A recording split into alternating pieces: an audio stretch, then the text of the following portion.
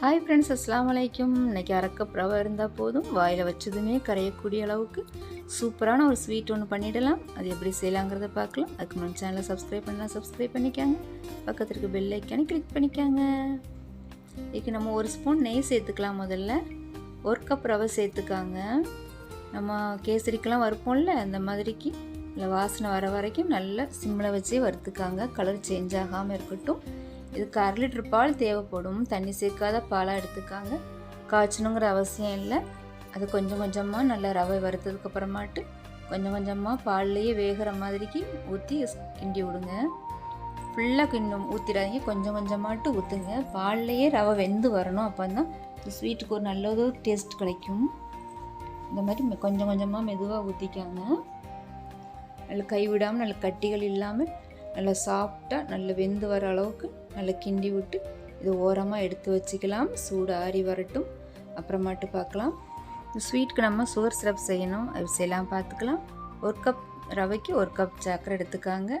3/4 cup தண்ணி சேர்த்து நல்லா கொதிக்க விடுக்க. நம்ம குலாப் ஜாமுக்கு பாகு எடுப்போம்ல, அந்த மாதிரிக்கு 2 ஏலக்காய் போட்டு நல்லா கொதித்து நல்லா பிசுபிசுப்பு தன்மை வந்தால் போதும். இதுக்கு பாகு பதம் தேவையில்லை. கிட்டத்தட்ட இது குலாப் ஜாம் மாதிரி தான் இருக்கும், ஆனால் டிஃப்ரெண்ட்டான டேஸ்ட்டோடு இருக்கும். வீட்டுக்கு யாராவது கெஸ்ட்டு வரதா இருந்தால் கூட 10 நிமிஷத்தில் இதை செஞ்சு முடிச்சிடலாம். இது வெது வெதுப்பாகவே இருக்கட்டும்.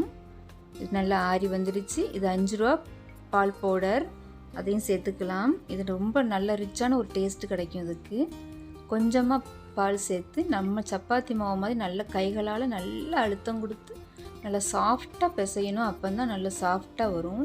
இது 1/2 ஸ்பூன் சோடா மாவும் சேர்த்துக்காங்க. தண்ணி ஊற்றி பிசையக்கூடாது, அதே பால்லையே நல்லா பிசைஞ்சிக்காங்க.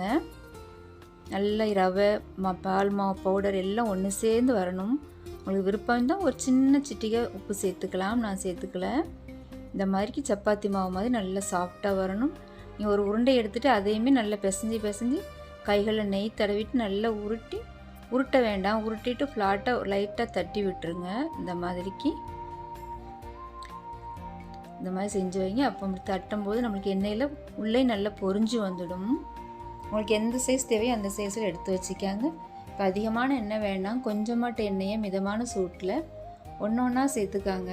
நிறைய போட வேண்டாம், சிம்லையே வச்சுக்காங்க. அல்லட்டு மேலே கருகிடும், உள்ளே வேகாமல் அப்படியே இருக்கும். இது போட்ட அளவு தான் இருக்கும், புஷ்ஷுன்னெலாம் ஊறி வராது.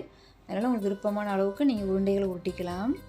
அடிக்கடி திருப்பி விட்டு இந்த மாதிரி டார்க் ப்ரௌன் கலரில் வந்ததுக்கு மாட்டு நம்ம வெதுவெதுப்பான சுகர் சிரப்பில் சேர்த்துக்கலாம். அப்படி எல்லாத்தையும் பொரித்து அதில் சேர்த்துக்காங்க.